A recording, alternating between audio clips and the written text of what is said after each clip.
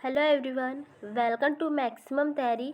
I hope आप सभी अच्छे होंगे और आपकी तैयारी भी अच्छे से चल रही होगी। तो हम लोग यूपी टेट सीडीपी के लिए प्रैक्टिस सेट लगा रहे हैं।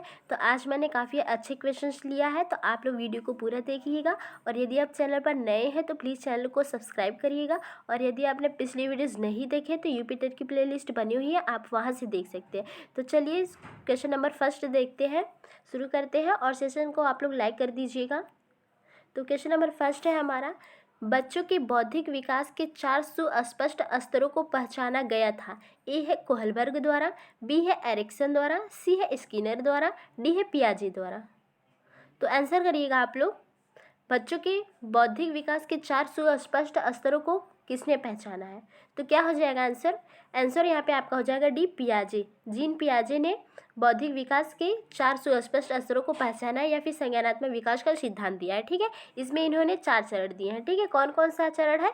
तो पहला है आपका इंद्रिय जनित गामक अवस्था, इंद्रिय जनित गामक अवस्था जो कि चलती है आपके 0 से 2 वर्ष तक, 0 से 2 वर्ष तक चलती है। दूसरी है पूर्व संक्रियात्मक अवस्था, पूर्व संक्रियात्मक अवस्था या प्री ऑपरेशनल, ये चलती है आपकी 2 से 7 वर्ष तक चलती है, 2 से 7 वर्ष तक। तीसरी अवस्था है कॉन्क्रीट यानी कि मूर्त संक्रियात्मक अवस्था, मूर्त संक्रियात्मक अवस्था जो कि चलती है 7 से 11 वर्ष तक, 7 से 11 वर्ष तक चलती है। और चौथी है औपचारिक, फॉर्मल, औपचारिक संक्रियात्मक अवस्था। तो ये चलती है आपकी 11 से ऊपर तक चलती है, 16 वर्ष तक कह लें। ठीक है, तो ये औपचारिक संक्रियात्मक अवस्था चलती है आपकी। तो ये पियाजे ने दिए हैं 4 चरण बताया है इसमें, संज्ञानात्मक विकास के सिद्धांत में 4 चरण दिए हैं। इन चारों चरणों को आप लोग याद रखिएगा क्योंकि एग्जाम में ये बहुत ही आता है। ठीक है, इनसे जो है 1-2 क्वेश्चन जरूर बनते हैं, तो इनको याद रखिएगा आप लोग। कोहलबर्ग किससे संबंधित है? तो कोहलबर्ग ने नैतिक विकास का सिद्धांत दिया है। कोहलबर्ग ने नैतिक विकास का सिद्धांत दिया है जिसमें इन्होंने 3 चरण दिए हैं। पहला है पूर्व नैतिक अवस्था या पूर्व परंपरागत अवस्था है, पूर्व नैतिक अवस्था या फिर पूर्व परंपरागत अवस्था है। दूसरा है नैतिक अवस्था या फिर परंपरागत अवस्था, नैतिक अवस्था या फिर परंपरागत अवस्था है। तीसरी है उत्तर नैतिक अवस्था, उत्तर नैतिक अवस्था या फिर उत्तर परंपरागत अवस्था। ठीक है, तो ये दिया है कोहलबर्ग के द्वारा नैतिक विकास के सिद्धांत में 3 चरण दिए हैं इन्होंने, पूर्व नैतिक अवस्था और उत्तर नैतिक अवस्था। तो इनको याद रखिएगा। इनके अंदर भी इन्होंने 2-2 जो है चरण दिए हैं, तीनों के अंदर 2-2 चरण इन्होंने दिए हैं। ठीक है, एरिक एरिक्सन किससे संबंधित है? तो एरिक एरिक्सन ने मनोसामाजिक विकास का सिद्धांत दिया है, मनोसामाजिक विकास का सिद्धांत दिया है एरिक एरिक्सन ने, जिसमें इन्होंने 8 अवस्थाएं बताई हैं, 8 चरण दिए हैं। किसने? एरिक एरिक्सन ने। ठीक है, मनोसामाजिक विकास के सिद्धांत में। स्किनर किससे संबंधित है? तो स्किनर ने क्रिया प्रसूत अनुबंधन का सिद्धांत दिया है, क्रिया प्रसूत अनुबंधन का सिद्धांत दिया है। सक्रिय अनुकूलन का सिद्धांत, नैमित्तिक अनुबंधन का सिद्धांत, और है इनके सिद्धांत का नाम आरएस थ्योरी भी कहते हैं। आरएस थ्योरी, अनुक्रिया उद्दीपन सिद्धांत,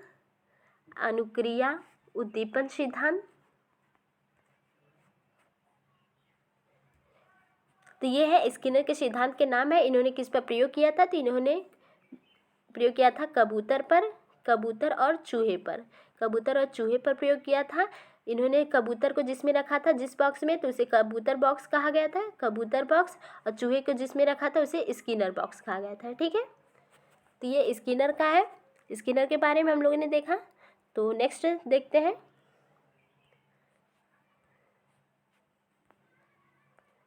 आंसर यहाँ पे आपका डी हो जाएगा, पियाजे के द्वारा। नेक्स्ट क्वेश्चन है हमारा, स्वकेंद्रित अवस्था होती है। ए है जन्म से 2 वर्ष तक, बी है 3 से 6 वर्ष तक, सी है 7 वर्ष से किशोरावस्था तक, डी है किशोरावस्था तक। तो स्वकेंद्रित अवस्था होती है कौन सी अवस्था होती है? तो क्या हो जाएगा आंसर? आंसर यहाँ पे आपका हो जाएगा बी, 3 से 6 वर्ष की अवस्था स्वकेंद्रित अवस्था होती है। 3 से 6 वर्ष की अवस्था स्वकेंद्रित अवस्था होती है। ठीक है, नेक्स्ट है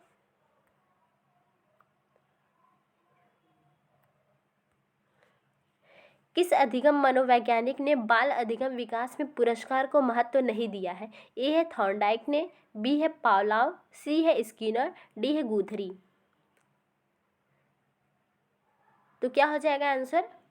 किसने जो है अधिगम के विकास में पुरस्कार को महत्व नहीं दिया है? तो आंसर यहाँ पे आपका हो जाएगा डी, गुथरी ने। इन्होंने अधिगम में ना तो पुरस्कार को महत्व दिया है, ना तो पुरस्कार को महत्व दिया है, और ना ही इन्होंने पुनर्बलन को महत्व दिया है, ना ही पुनर्बलन को महत्व दिया है अधिगम के सिद्धांत में। ठीक है, अधिगम के विकास में इन्होंने पुरस्कार को और पुनर्बलन को महत्व नहीं दिया है।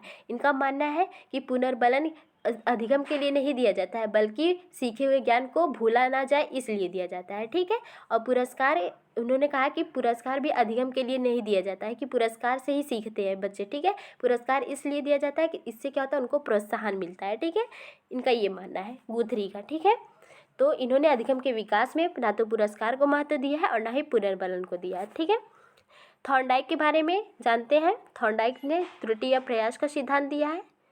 त्रुटि या प्रयास का सिद्धांत दिया है। त्रुटि एवं प्रयास का सिद्धांत दिया है थॉर्नडाइक ने। उद्दीपन अनुक्रिया सिद्धांत दिया है। उद्दीपन अनुक्रिया सिद्धांत दिया है थॉर्नडाइक ने। एसआर थ्योरी भी कहते हैं, एसआर थ्योरी दिया है थॉर्नडाइक ने। या फिर संबंधवाद का सिद्धांत, इनके सिद्धांत का नाम है संबंधवाद का सिद्धांत, या फिर संयोजनवाद का सिद्धांत, संयोजनवाद का सिद्धांत। ये सभी सिद्धांत के नाम है थॉर्नडाइक के। ठीक है, इन्होंने किस पर प्रयोग किया था? तो इन्होंने भूखी बिल्ली पर प्रयोग किया था। किस पर? भूखी बिल्ली पर प्रयोग किया था। ठीक है, और जिस बॉक्स में इन्होंने बिल्ली को रखा था उसे पजल बॉक्स कहा गया था। क्या कहा गया था? पजल बॉक्स कहा गया था। ठीक है, या पहेली बॉक्स। पावलोव ने शास्त्रीय अनुकूलन का सिद्धांत दिया है। शास्त्रीय अनुकूलन का सिद्धांत दिया है। पावलोव ने संबद्ध प्रतिक्रिया का सिद्धांत दिया है। संबद्ध प्रतिक्रिया का सिद्धांत दिया है। अनुकूलित अनुक्रिया का सिद्धांत दिया है। अनुकूलित अनुक्रिया का सिद्धांत दिया है पावलोव ने। ठीक है, तो ये पावलोव के सिद्धांत के नाम है, या क्लासिकल कंडीशनिंग थ्योरी भी कहते हैं। क्लासिकल कंडीशनिंग थ्योरी कहते हैं पावलोव के सिद्धांत को। ये कैसे वैज्ञानिक कहाँ के थे? तो ये रूस के थे, ये रूसी मनोवैज्ञानिक थे। इन्होंने किस पर प्रयोग किया था? तो इन्होंने कुत्ते पर किया था। किस पर किया था? कुत्ते पर किया था। ठीक है, तो यहाँ पे हमारा आंसर है डी, गुथरी है, जिन्होंने पुरस्कार और पुनर्बलन को महत्व नहीं दिया अधिगम में। नेक्स्ट है अधिगम क्षमता निम्नलिखित में से किससे प्रभावित नहीं होती है? ए है आनुवंशिकता से, बी है वातावरण से, सी है प्रशिक्षण से, डी है राष्ट्रीयता से। अधिगम क्षमता किससे प्रभावित नहीं होती है? तो क्या हो जाएगा आंसर? आंसर यहाँ पे आपका हो जाएगा डी, राष्ट्रीयता से। अधिगम क्षमता किससे प्रभावित नहीं होती? तो राष्ट्रीयता से नहीं प्रभावित होती, जबकि आनुवंशिकता से होती है, वातावरण से होती है और प्रशिक्षण से होता है। ठीक है, नेक्स्ट है वह स्तर जिसमें बच्चा किसी वस्तु एवं घटना के बारे में तार्किक रूप से सोचना शुरू करता है कहा जाता है?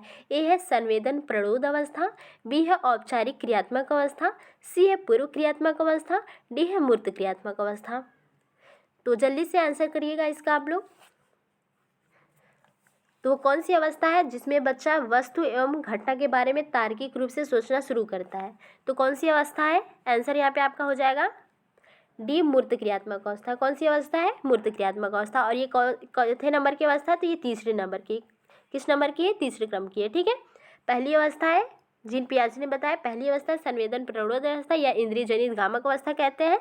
दूसरी अवस्था है पूर्व क्रियात्मक अवस्था, ये दूसरी है। तीसरी आपकी मूर्त क्रियात्मक अवस्था, और चौथी जो है औपचारिक क्रियात्मक अवस्था है। ठीक है, अब इसमें जो है मूर्त क्रियात्मक अवस्था में बच्चा क्या करता है? वस्तु एवं घटना के बारे में तार्किक रूप से सोचना शुरू कर देता है। और क्या करता है?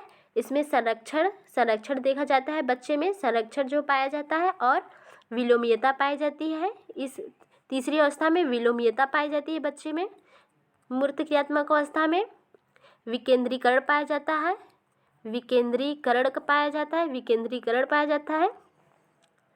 ठीक है, तो ये मूर्त क्रियात्मक अवस्था में देखा जाता है। जबकि पहली अवस्था में संवेदन प्ररोध अवस्था में बच्चे में क्या वस्तु अस्थायित्व का गुण पाया जाता है, वस्तु अस्थायित्व का गुण पाया जाता है। प्रतिवर्ती क्रियाएं करता है बच्चा इस अवस्था में, प्रतिवर्ती क्रियाएं करता है और लक्ष्य उद्दिष्ट व्यवहार होता है बच्चे का, लक्ष्य उद्दिष्ट व्यवहार करता है बच्चा। मूल प्रवृत्त्यात्मक व्यवहार करता है, मूल प्रवृत्त्यात्मक व्यवहार करता है बच्चा। और क्या करता है, प्रतिवर्ती क्रिया, लक्ष्य उद्दिष्ट और अनुकरण के द्वारा सीखता है इस अवस्था में, अनुकरण के माध्यम से सीखता है, अनुकरण के माध्यम से सीखता है। तो ये सभी विशेषताएं जो है पियाजे के अनुसार पहली अवस्था में आती है, संवेदन प्ररोध अवस्था में। अनुकरण के माध्यम से बच्चा सीखता है, वस्तु अस्थायित्व का गुण पाया जाता है, प्रतिवर्ती क्रियाएं करता है, लक्ष्य उद्दिष्ट व्यवहार करता है और मूल प्रवृत्त्यात्मक व्यवहार पाया जाता है। ठीक है, बच्चे में ये पहली अवस्था में है। और दूसरी अवस्था पूर्व संक्रियात्मक अवस्था है। इसमें बच्चा क्या करता है, इसमें बच्चे में केंद्रीकरण का एवं जीववाद का गुण पाया जाता है, केंद्रीकरण एवं जीववाद का गुण पाया जाता है। ठीक है, पूर्व क्रियात्मक अवस्था। और क्या, अविलोमीयता पाई जाती है, अविलोमीयता पाई जाती है बच्चे में इस अवस्था में, अविलोमीयता और अविलोमीयता पाई जाती है। और बच्चे में केंद्रीकरण हो गया, तो ये पाया जाती है पूर्व क्रियात्मक अवस्था में। ठीक है, संरक्षण का अभाव पाया जाता है। इसमें क्या है, संरक्षण का अभाव पाया जाता है बच्चे में, संरक्षण का अभाव पाया जाता है। अपलटावीपन पाया जाता है, अपलटावीपन का गुण पाया जाता है। ठीक है, तो ये पाई जाती है पूर्व क्रियात्मक अवस्था में। ठीक है, केंद्रीकरण, जीववाद, अविलोम्यता, संरक्षण का अभाव और अपलटावीपन बच्चे में पूर्व क्रियात्मक अवस्था में पाई जाती है। जबकि ठीक इसका उल्टा जो है विलोम्यता, संरक्षण, पलटावीपन, विकेंद्रीकरण और ये सभी जो है मूर्त क्रियात्मक अवस्था में पाई जाती है। ठीक है, और बच्चा मूर्त क्रियात्मक अवस्था में वस्तु या घटना के बारे में तार्किक रूप से सोचना शुरू भी कर देता है। ठीक है, अब कौन सी अवस्था है, तो अब हमारी जो है चौथी अवस्था है। इसमें जो है इसमें बच्चा क्या करता है, इसमें बच्चे में कौन कौन सी गुण पाए जाते हैं, तो अब सारी चिंतन का गुण पाया जाता है। अब सारी बच्चा हर तरीके से सोचना प्रारंभ कर देता है। अब सारी चिंतन की अवस्था, चिंतन देखने को मिलता है। और मूर्त, अमूर्त और तार्किक चिंतन प्रारंभ कर देता है बच्चा, अमूर्त और तार्किक चिंतन करना प्रारंभ कर देता है इस अवस्था में। कौन सी अवस्था में, तो चौथी अवस्था, औपचारिक क्रियात्मक अवस्था में। ठीक है, तो ये है विशेषताएं चारों अवस्थाएं की, तो इनको याद रखिएगा आप लोग। आंसर यहाँ पे आपका हो जाएगा डी, मूर्त क्रियात्मक अवस्था। ठीक है, नेक्स्ट क्वेश्चन है, डिसलेक्सिया संबंधित है, ए है मानसिक विकार से, बी है गणितीय विकार से, सी है पठन विकार से, डी है व्यवहारिक विकार से। डिसलेक्सिया किससे संबंधित है, तो कौन सा विकार हो जाएगा आंसर, आंसर यहाँ पे आपका हो जाएगा सी, पठन विकार से। किससे संबंधित है, पठन विकार से। डिसलेक्सिया संबंधित है पठन विकार से। ठीक है, डिसकैलकुलिया गणितीय विकार से, डिसकैलकुलिया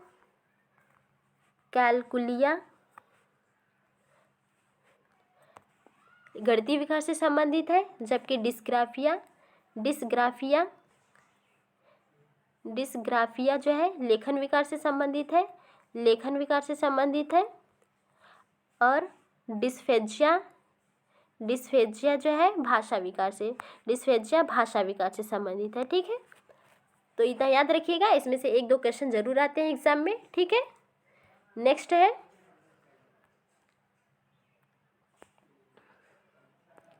बुद्धि और सृजनात्मकता में किस प्रकार का सहसंबंध पाया जाता है, ए है धनात्मक, बी है ऋणात्मक, सी है शून्य, डी है ये सभी।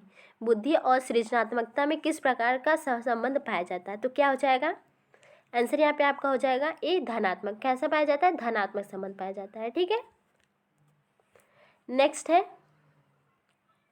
वीडियो पसंद है तो प्लीज़ लाइक करिएगा आप लोग, और यदि चैनल पर नए हैं तो प्लीज़ चैनल को सब्सक्राइब कर लीजिएगा। तो हमारा नेक्स्ट क्वेश्चन है, सीखने का प्राथमिक मूलभूत नियम संबंधित है, ए है अभ्यास कार्य से, बी है परिणाम की अपेक्षा से, सी है प्रशंसा से, डी है तत्परता से। यहाँ पे तत्परता इस तरह होगा। ठीक है,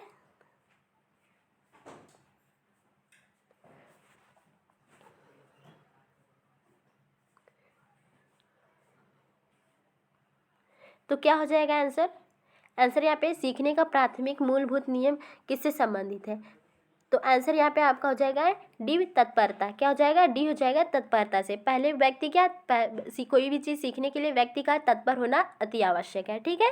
तो पहले तत्परता उसके अंदर होनी चाहिए सीखने के लिए, ठीक है। नेक्स्ट है सर्वाधिक उपयुक्त जीवित रखता है का सिद्धांत किसने दिया है? ए है लैमार्क ने, बी है हैरिसन, सी है डार्विन, डी है मैकडूगल। सर्वाधिक उपयुक्त जीवित रहता है यह सिद्धांत किसने दिया है? तो किसका सिद्धांत है ये? तो आंसर यहाँ पे आपका हो जाएगा सी, डार्विन। किसका है? डार्विन का है। डार्विन ने सर्वाधिक उपयुक्त जीविता का सिद्धांत दिया है, ठीक है। सर्वाइवल ऑफ द फिटेस्ट, ठीक है। सर्वाइवल ऑफ द फिटेस्ट का सिद्धांत दिया है डार्विन ने। इनका कहना है कि वातावरण के साथ जो भी जीव या प्राणी वातावरण से संघर्ष कर लेता है वही जीवित रहता है, और जो नहीं कर पाता वो मर जाते हैं, ठीक है। तो यही है इनका सिद्धांत, सर्वाधिक उपयुक्त जीविता का सिद्धांत, ठीक है। इनकी पुस्तक है the origin of the species, the origin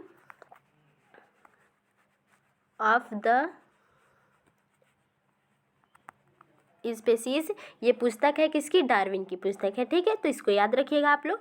Lamarck किससे संबंधित है? तो लैमार्क ने अर्जित गुणों के हस्तांतरण का सिद्धांत दिया है। अर्जित गुणों के हस्तांतरण का सिद्धांत दिया है। किसने दिया है? तो ये दिया है लैमार्क ने, ठीक है। एग्जाम्पल में इन्होंने जिराफ के बारे में बताया, ठीक है। तो यहाँ पे आंसर हमारा है सी, डार्विन। नेक्स्ट है संवेग शब्द का शाब्दिक अर्थ क्या होता है? ए है क्रोध और भय, बी है स्नेह और प्रेम, सी है उत्तेजना या भावों में उथल पुथल, डी है उपर्युक्त में से कोई नहीं। संवेग शब्द का शाब्दिक अर्थ क्या है? तो क्या हो जाएगा संवेग का शाब्दिक अर्थ? आंसर यहाँ पे हो जाएगा आपका सी, उत्तेजना या भाव में उथल पुथल होता है। संवेग शब्द का शाब्दिक अर्थ क्या होता है? उत्तेजना या भाव में उथल पुथल होता है, ठीक है। नेक्स्ट है क्वेश्चन है बुद्धि का तरल मोजेक मॉडल किसने दिया है? ए है कैटल ने, बी है गिलफोर्ड ने, सी है थर्स्टन, डी है स्पीयरमैन ने। तो किसने दिया है बुद्धि का तरल मोजेक मॉडल? किसने दिया है? तो क्या हो जाएगा आंसर? आंसर यहाँ पे आपका हो जाएगा एक, कैटल ने दिया है। किसने दिया है? कैटल ने दिया है, ठीक है। गिलफोर्ड ने बुद्धि का त्रिविमीय सिद्धांत दिया है। गिलफोर्ड ने बुद्धि का इन्होंने त्रिविमीय सिद्धांत दिया है, त्रिविमीय सिद्धांत दिया है, ठीक है।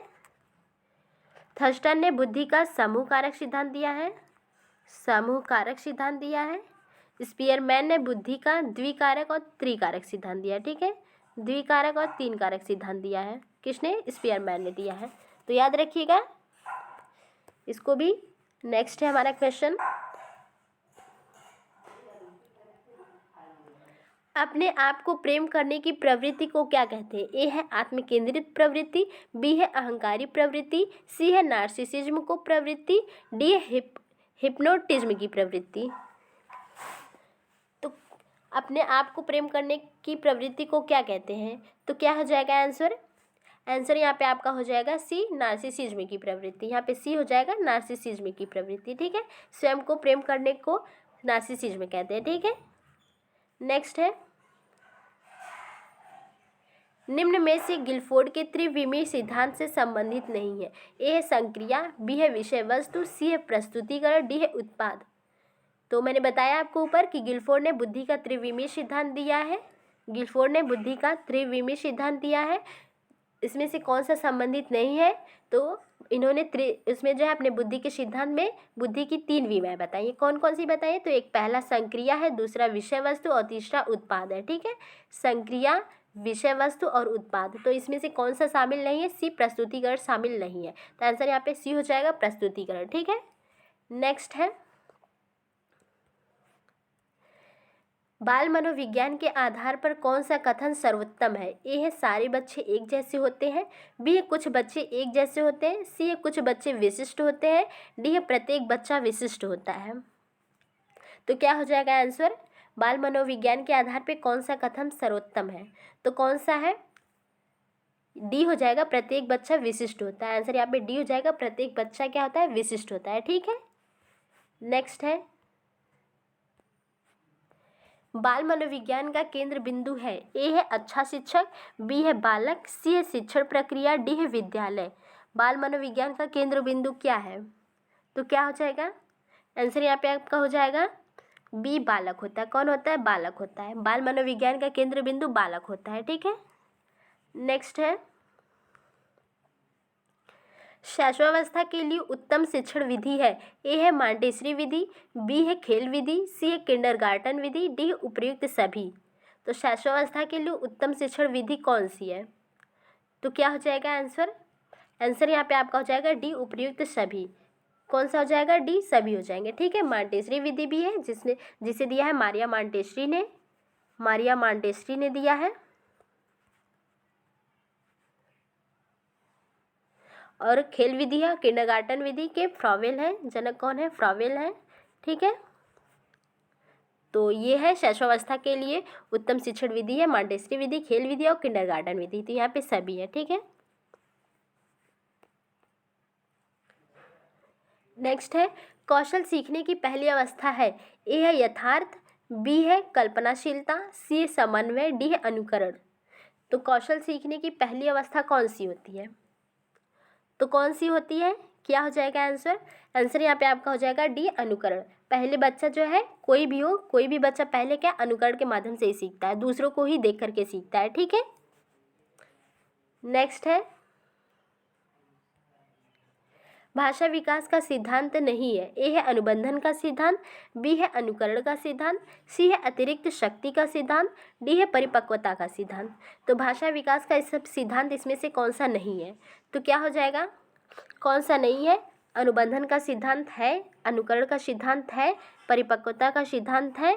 कौन सा नहीं है? तो अतिरिक्त शक्ति का सिद्धांत नहीं है। यहाँ पे आंसर सी हो जाएगा, अतिरिक्त शक्ति का सिद्धांत भाषा विकास का सिद्धांत नहीं है। ठीक है, नेक्स्ट है हमारा स्प्रेंगर ने व्यक्तित्व के कितने प्रकार बताए हैं? ए है 4, बी है 5, सी है 6, डी है 7। तो स्प्रेंगर ने व्यक्तित्व के कितने प्रकार बताए हैं? क्या हो जाएगा आंसर? आंसर यहाँ पे आपका हो जाएगा 6 प्रकार। कितने बताए हैं? 6 प्रकार के बताए हैं। स्प्रेंगर ने व्यक्तित्व के कितने प्रकार बताए हैं? 6 प्रकार बताए हैं। ठीक है, कौन कौन से हैं?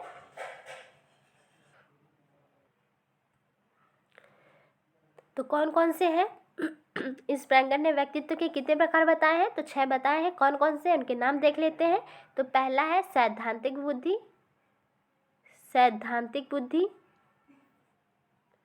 दूसरा है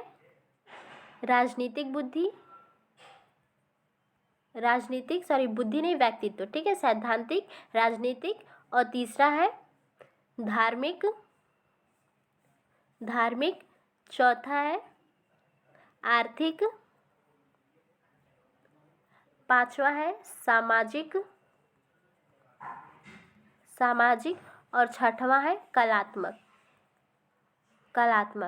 तो ये व्यक्तित्व के 6 प्रकार बताए हैं। किसने? स्प्रेंगर ने बताया। सैद्धांतिक, राजनीतिक, धार्मिक, आर्थिक, सामाजिक और कलात्मक। ठीक है, तो इनको याद रखिएगा, ये काफ़ी इम्पोर्टेंट है। ठीक है, तो इसको याद रखिएगा। और भी देख लेते हैं हम लोग।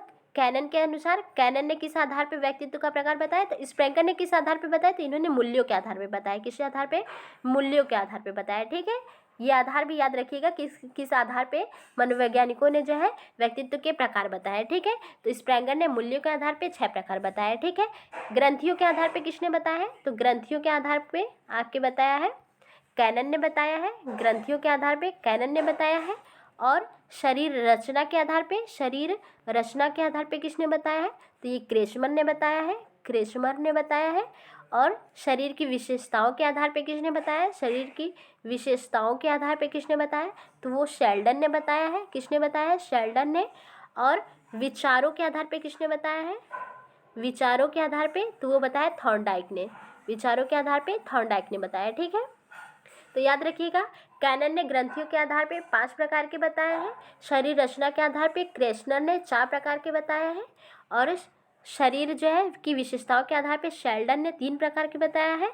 और थॉर्नडाइक ने 4 प्रकार के, विचारों के आधार पे 4 प्रकार के बताए हैं। ठीक है, तो इनको याद रखिएगा आप लोग।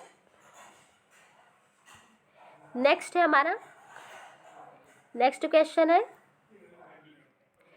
पियाजे मुख्यतः के क्षेत्र में योगदान के लिए जाने जाते हैं। ए है भाषा विकास के लिए, बी है ज्ञानात्मक विकास के लिए, सी है नैतिक विकास के लिए, डी है सामाजिक विकास के लिए। तो पियाजे मुख्यतः किस क्षेत्र में जो है योगदान के लिए जाने जाते हैं। तो क्या हो जाएगा आंसर? आंसर यहाँ पे आपका हो जाएगा बी, ज्ञानात्मक विकास के लिए। किस विकास के लिए? तो ज्ञानात्मक विकास के लिए। इन्होंने कौन सा सिद्धांत दिया? तो संज्ञानात्मक विकास का सिद्धांत दिया, तो इसलिए ये ज्ञानात्मक विकास के लिए जाने जाते हैं। ठीक है, भाषा विकास के लिए आपके कौन जाने जाते हैं? तो चोमास्की। कौन? चोमास्की जाने जाते हैं। ठीक है, भाषा विकास के लिए चोमास्की। नैतिक विकास के लिए आपके कोहलबर्ग हो जाएंगे, कोहलबर्ग हो जाएंगे। ठीक है, सामाजिक विकास के लिए, चूँकि सामाजिक सांस्कृतिक विकास का सिद्धांत किसने दिया है? तो सामाजिक और सांस्कृतिक विकास का सिद्धांत दिया है, सामाजिक और सांस्कृतिक विकास का सिद्धांत दिया है वाइगोत्स्की ने। किसने दिया है? वाइगोत्स्की ने दिया है। ठीक है, नेक्स्ट हमारा क्वेश्चन है, भाटिया बैटरी का प्रयोग निम्न में से किसके परीक्षण हेतु किया जाता है? ए है व्यक्तित्व, बी है बुद्धि, सी है सृजनात्मकता, डी है अभिवृत्ति। भाटिया बैटरी का प्रयोग निम्न में से किसके परीक्षण के लिए किया जाता है? तो किसके परीक्षण के लिए किया जाता है? क्या हो जाएगा आंसर? आंसर यहाँ पे आपका हो जाएगा बी, बुद्धि। किसके लिए? बुद्धि के लिए। भाटिया बैटरी का प्रयोग किसके मापन के लिए किया जाता है? तो बुद्धि के। ठीक है, नेक्स्ट हमारा है, मैस्लो के अभिप्रेरणा सिद्धांत को कहा जाता है? ए है आवश्यकता का सिद्धांत, बी है शारीरिक सिद्धांत, सी है दृढ़ इच्छा शक्ति सिद्धांत, डी है अंतर्नोद का सिद्धांत। तो मैस्लो के अभिप्रेरणा के सिद्धांत को किस नाम से जानते हैं? क्या हो जाएगा आंसर? आंसर यहाँ पे आपका ए हो जाएगा, आवश्यकता का सिद्धांत। क्या हो जाएगा? आवश्यकता का सिद्धांत, या फिर कौन सा सिद्धांत कहते हैं? आत्मीकरण का सिद्धांत कहते हैं, आत्मीकरण का सिद्धांत भी कहते हैं। मैस्लो के अभिप्रेरणा के सिद्धांत को आत्मीकरण का सिद्धांत भी कहते हैं, या मानवता का सिद्धांत कहते हैं। ठीक है, अभिप्रेरणा का मानवता का सिद्धांत दिया है मैस्लो ने। ठीक है,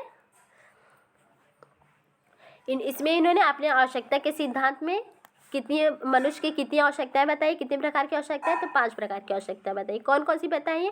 पहली बताइए शारीरिक आवश्यकता, दूसरी सुरक्षा की आवश्यकता, तीसरी बताई है स्नेह या प्रेम की आवश्यकता, और चौथी बताई है सम्मान की आवश्यकता, और 5वीं बताई है आत्मसिद्धि की आवश्यकता। सबसे उच्च आवश्यकता इन्होंने बताई है आत्मसिद्धि की आवश्यकता, और सबसे निम्न आवश्यकता बताई है शारीरिक आवश्यकता। ठीक है, शारीरिक या जैविक की आवश्यकता भी इसको कहते हैं।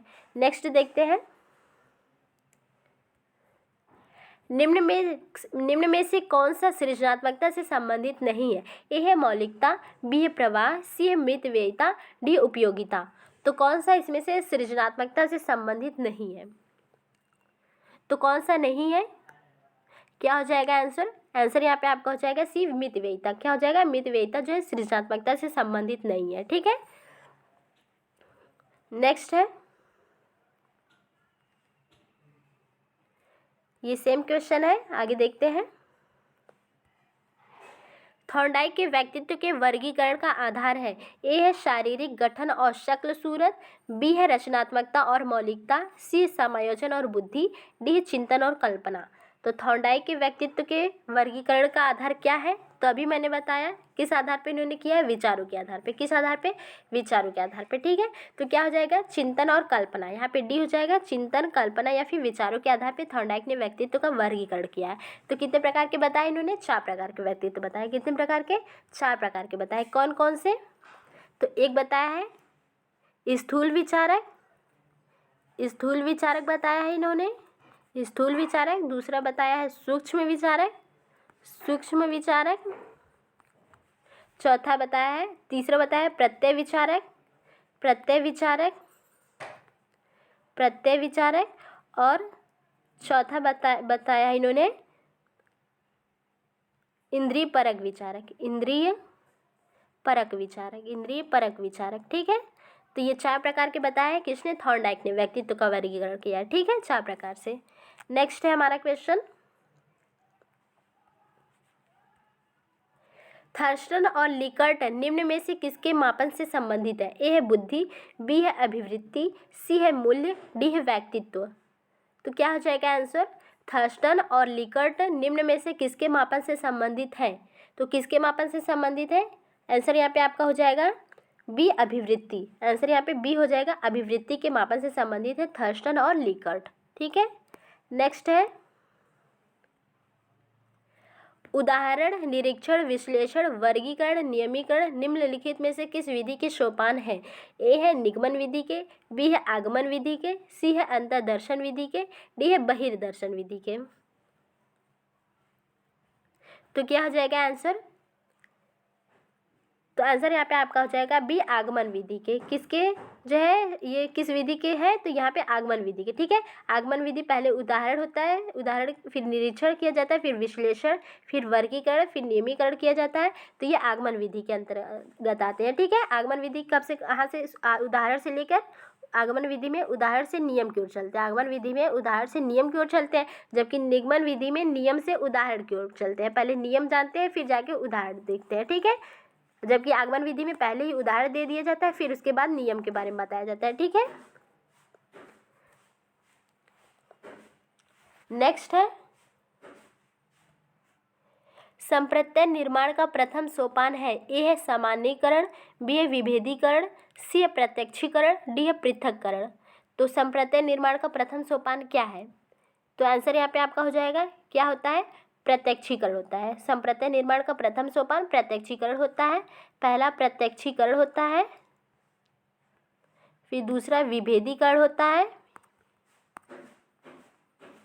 और फिर तीसरा होता है पृथक्करण, और चौथा सामान्यीकरण होता है, फिर सामान्यीकरण होता है। ठीक है, तो ये संप्रत्यय निर्माण के सोपान है, जिसमें पहला सोपान प्रत्यक्षीकरण होता है, फिर विभेदीकरण, फिर पृथक्करण, फिर सामान्यीकरण होता है। ठीक है, नेक्स्ट क्वेश्चन है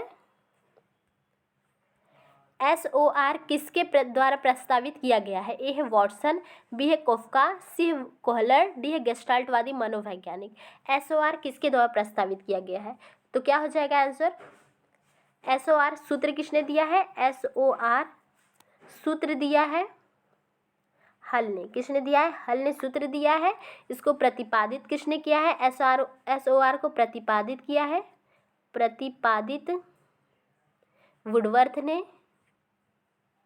वुडवर्थ ने इसे प्रतिपादित किया है, और इसको प्रस्तावित किया है वॉटसन ने। आंसर यहाँ पे ये हो जाएगा वॉटसन ने। SOR किसके द्वारा प्रस्तावित किया गया है? तो वॉटसन के द्वारा। ठीक है, सूत्र दिया है हल ने, प्रतिपादित किया है वुडवर्थ ने। तो याद रखिएगा इसको। नेक्स्ट क्वेश्चन है फ्रॉयड के अनुसार ए है ग्रहण किए या सीखे हुए तथ्यों को धारण करने या पुनः स्मरण करने की असफलता को विस्मरण कहते हैं। बी है विस्मरण का अर्थ है किसी समय प्रयत्न करने पर भी किसी पूर्व अनुभव का स्मरण करने या पहले की सीखी हुई किसी क्रिया को करने की असफलता। सी है विस्मरण वह प्रवृत्ति है जिसके द्वारा दुखद अनुभव की स्मृति से अलग कर दिया जाता है। डी है उपयुक्त में से कोई भी नहीं। तो फ्रायड के अनुसार इसमें से कौन सा जो है कथन सही है? तो क्या हो जाएगा आंसर? फ्रायड ने आपका दिया है, फ्रायड ने विस्मृति का कौन सा सिद्धांत दिया है? तो फ्रायड ने विस्मृति का सक्रिय विस्मृति का सिद्धांत दिया। कौन सा दिया है? तो सक्रिय विस्मृति का सिद्धांत दिया है फ्रायड ने। सक्रिय विस्मृति का सिद्धांत दिया है फ्रायड ने दिया है। ठीक है, इसे ही दमन का सिद्धांत भी कहते हैं, इसे दमन का सिद्धांत भी कहते हैं। फ्रॉयड ने सक्रिय विस्मृति का सिद्धांत दिया है, जिसे दमन का भी सिद्धांत कहते हैं, दमन का सिद्धांत। इसमें ये कहा जाता है कि किसी भी व्यक्ति के जीवन में यदि कोई बहुत ही बुरी घटना घटी होती है, या फिर जो है जो उसे दुख देती है, कोई भी बातें जो है उसे याद करने पर उसे दुख देती है, तो उस बात को वो क्या करता है, उस बात या घटना को भूलने की कोशिश करता है, वो जानबूझ के उसे भूलना चाहता है। ठीक है, तो इसे ही क्या कहते हैं? दमन का सिद्धांत या फिर सक्रिय विस्मृति का सिद्धांत कहते हैं। ठीक है, तो यहाँ पे आंसर क्या है आपका? तो आंसर यहाँ पे हो जाएगा विस्मरण वह प्रकृति है जिसके द्वारा दुखद अनुभव की स्मृति से क्या किया जाता है? अलग कर दिया जाता है। तो यही सिद्धांत दिया किसने? फ्रायड ने दिया। यहाँ पे आंसर हो जाएगा सी, फ्रायड। ठीक है, फ्रायड का आंसर यहाँ पे हो जाएगा सी। ठीक है, और एक सिद्धांत है निष्क्रिय विस्मृति का सिद्धांत, एक है आपका निष्क्रिय विस्मृति का सिद्धांत। निष्क्रिय विस्मृति का सिद्धांत, जिसे दिया है किसने, एबिंगहॉस ने दिया है। किसने दिया है, एबिंगहॉस ने दिया है। ठीक है, एबिंगहॉस ने दिया है निष्क्रिय विस्मृति का सिद्धांत, एबिंगहॉस ने दिया है। इसे कौन सा सिद्धांत कहते हैं, तो अनअभ्यास का सिद्धांत भी कहते हैं, अनअभ्यास का सिद्धांत कहते हैं। ठीक है, अनअभ्यास का सिद्धांत कहते हैं। किसने दिया है, ये एबिंगहॉस ने दिया। इन्होंने बताया कि यदि सीखा हुआ ज्ञान है, यदि हम बार बार उसे अभ्यास न किया जाए, कोई भी जो है कोई भी ज्ञान यदि हम सीखे उसका बार बार अभ्यास नहीं करते तो वो क्या करते हैं, वो निष्क्रिय हो जाता है, उसे हम भूल जाते हैं। ठीक है, तो यही दिया है किसने, एबिंगहॉस ने दिया है। निष्क्रिय विस्मृति का सिद्धांत कहते हैं या फिर अनअभ्यास का सिद्धांत कहते हैं। ठीक है, तो सक्रिय विस्मृति या दमन का सिद्धांत फ्रॉयड ने दिया है, निष्क्रिय विस्मृति या अनअभ्यास का सिद्धांत एबिंगहॉस ने दिया है। ठीक है, तो इसको याद रखिएगा आप लोग। यहाँ पे आंसर है हमारा सी। ठीक है, बस आज के लिए इतना ही, इतने ही क्वेश्चंस थे। तो यदि वीडियो पसंद आए तो प्लीज़ लाइक करिएगा आप लोग, और यदि आप चैनल पर नए हैं तो प्लीज़ चैनल को सब्सक्राइब करिएगा। धन्यवाद, और सेशन को लाइक ज़रूर कर दीजिएगा आप लोग।